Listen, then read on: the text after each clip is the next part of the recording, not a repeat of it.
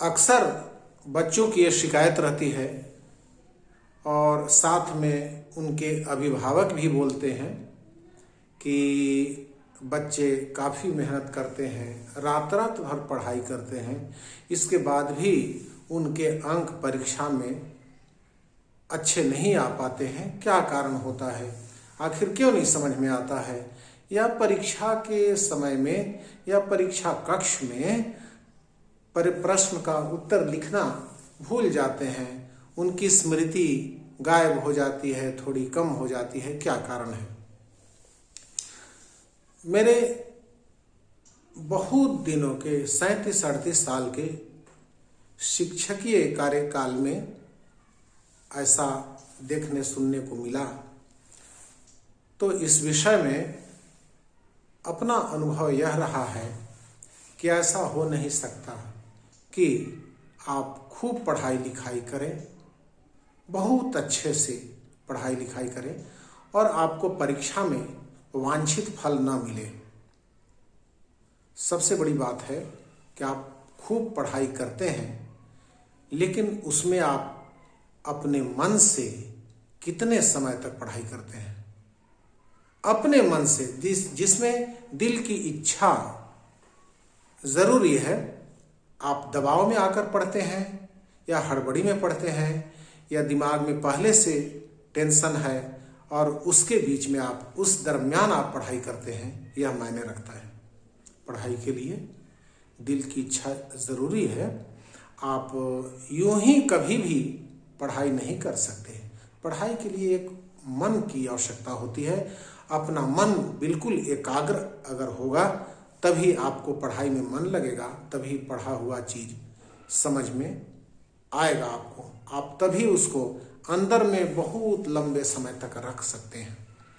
आप एक सामान्य अनुभव आपके जीवन में रहा होगा।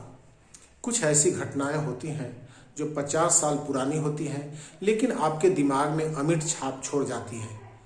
वैसी घटना आप जब भी आपको कोई मौका आता है, आप उदाहरण के तौर पर आप प्रस्तुत कर देते हैं।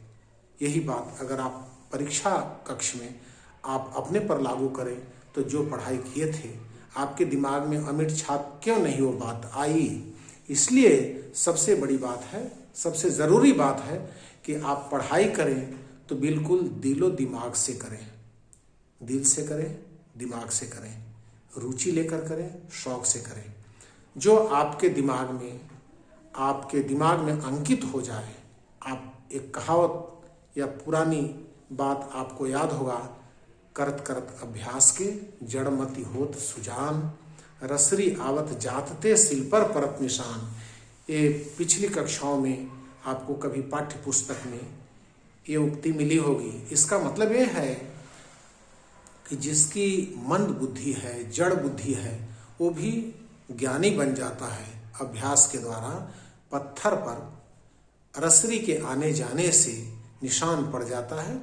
जैसे कुएं पर शील रखा हुआ है, पत्थर रखा हुआ है, वहाँ पर रसरी बार बार जाते हैं। पानी भरने के लिए जो बाल्टी में रस्सी बांधी जाती है, उस रसरी के बार बार आने जाने से वहाँ पर अंकित हो जाता है स्थान। आप बार बार पढ़ाई करेंगे तो ऐसा प्रश्न ही नहीं उठेगा कि आपके दिमाग में वो बात नहीं आएगी और घर कर जाएगी। आपने हल्के स्तर से किया है और बहुत कम मेहनत की है, इसलिए वो अंकित दिमाग में बात नहीं हो पा रही है। सवाल है आप रात रात भर पढ़ें या दिन दिन भर पढ़ें, वो मायने की चीज़ नहीं है। आप दिल और दिमाग से कितनी देर पढ़ते हैं वो मायने की चीज़ है। कई बार हमने ऐसा भी देखा है कि लोग रात रात भर पढ़ते हैं और दिन दिन भर पढ़ते हैं और बहुत कम नंबर आता है। लेकिन कुछ लोग ऐसे हैं जो बिना टाइम टेबल का पढ़ते हैं।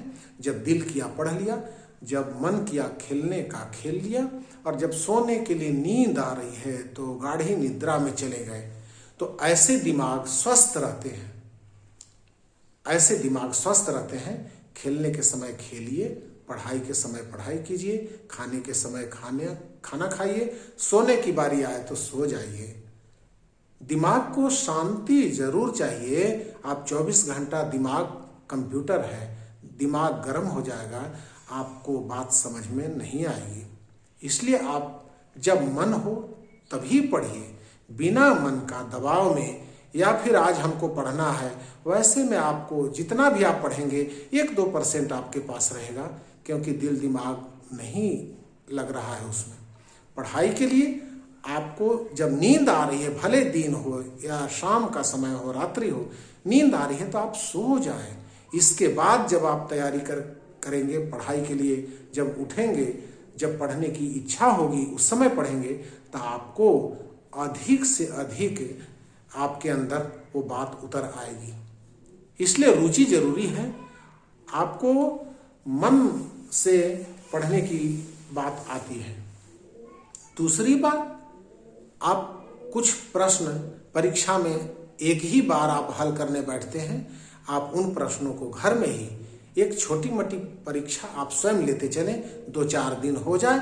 इसके बाद आप अपने से 5 सवाल नोट करें और अपने से आप निश्चित समय, निर्धारित समय में आप हल करने का प्रयास करें। आप देखें कि होता है कि नहीं, या फिर किसी घर में दूसरे से पूछ लें।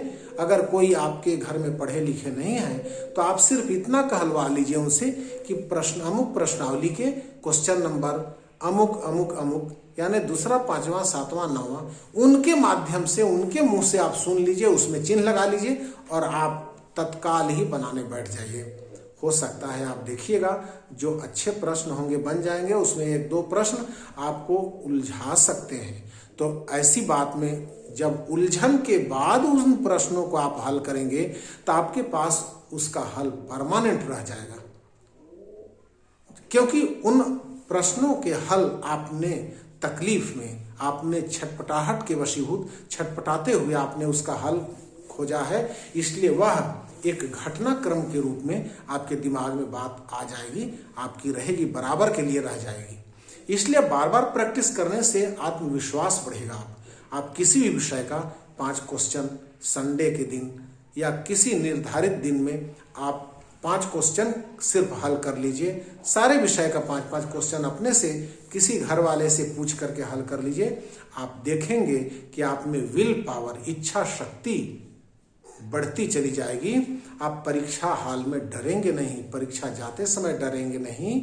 इसलिए परीक्षा का फोबिया भगाने का तरीका यही है, परीक्षा का डर भगाने का तरीका यही है कि आप लिख लिख करके याद करें। जो याद किए हैं उसको 5 बार, 10 बार, 20 बार याद किया हुआ को लिखें। लिखने के बाद आपकी स्मृति मजबूत होते जाएगी।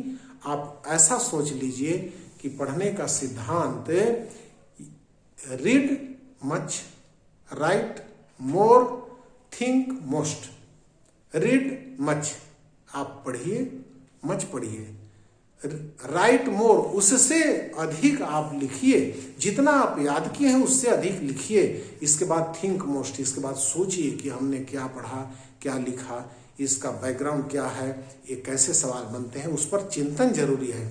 इसलिए एक प्रश्न को आप आत्मसात तभी कर पाएंगे अच्छे से कि आप रीड मच, राइट मोर, थिंक मोस्ट ऐसा करेंगे। इसलिए परीक्षा में आपके अंक बढ़ जाएंगे। बेफिक्र रहिए, आप उसकी तैयारी ढंग से कीजिए। आप उचित समय से, आप मेहनत से आप तैयारी कीजिए, दिल से तैयारी कीजिए, आप रुचि के अनुसार तैयारी कीजिए। कभी गणित बनाने का मन है, गणित बनाइए। जब उससे उब गए तो दूसरा विषय आप ले लीजिए, साइंस ले लीजिए, अंग्रेजी ले लीजिए, विज्ञान ले लीजिए, पढ़िए। आपका मन लगने लगेगा, क्योंकि जैसे ही विषय, जैसे ही टॉपिक चेंज होगा आपको मन लगने लगेगा। आप याद करें, कुछ चीजें हैं याद करने योग्य और कुछ चीजें हैं समझने योग्य। गणित आप समझ कर बनाएंगे, सूत्र केवल याद करना पड़ता है। गणित में अगर आप अधिक से अधिक सवाल बनाते जाएंगे तो आप देखेंगे आपका विल पावर बढ़ेगा, आत्मशक्ति बढ़ेगी और बाकी विषय आपको और अच्छे से समझ में आने लगेंगे। इस तरीके से आप पढ़ाई करें। घर में आप टाइम टेबल अगर फॉलो कर पाते हैं तो ठीक, नहीं फॉलो कर पाते हैं तो कोई बात नहीं, लेकिन आप निर्धारित कर लीजिए कि कम से कम 4 घंटा 5 घंटा हमको प्रत्येक दिन पढ़ाई के लिए देना है। अब आप पर निर्भर करता है, दिन में अगर नींद आ जा रही है, दिन तो सो लीजिए, कोई बात नहीं, लेकिन याद रहे कि 24 घंटे में आपको 5 घंटा का समय देना है। जितने लोग ऊंचाई पर पहुंच रहे हैं, सबों ने कड़ी मेहनत की है, आपके वश में है, आप कर सकते हैं। उतने ही किताब, कापी, कलम अभिभावक, गार्जियन सबको पहुंचाता है, लेकिन होशियार बच्चे उसका लाभ उठाते हैं, और जो उस पर ध्यान नहीं देते हैं, लापरवाही करते हैं, वो फिर उनका थोड़ा कम फायदा दिखता है, कम प्राप्तांक दिखता है, रिजल्ट कम आता, कमजोर आता है। कारण क्योंकि हर गार्जियन पेट काट करके, अपनी मेहनत मजूरी करके, जैसे भी हो, ड्रेस, कलम, कापी, किताब, सारी व्यवस्था उपलब्ध कराता है अपने बच्चों के लिए, अपने लाडले बच्चों के लिए। लेकिन रिजल्ट क्या निकलता है? उनके बच्चे उनको धोखा दे जाते हैं, मेहनत नहीं करते हैं, और अच्छे बच्चे क्या करते हैं? अच्छे से पढ़ाई करते हैं। कीमत पूंजी उतनी ही लगती है। मन में यह भाव बिल्कुल न रखिए कि कोई बचपन से ही बुद्धि के मामले में कमजोर है, कोई बुद्धि के मामले में तेज है। ऐसा नहीं होता है। आप देखिएगा कि आपको खुद लग रहा है कि हमारी बुद्धि कमजोर है, समझ में नहीं आता है।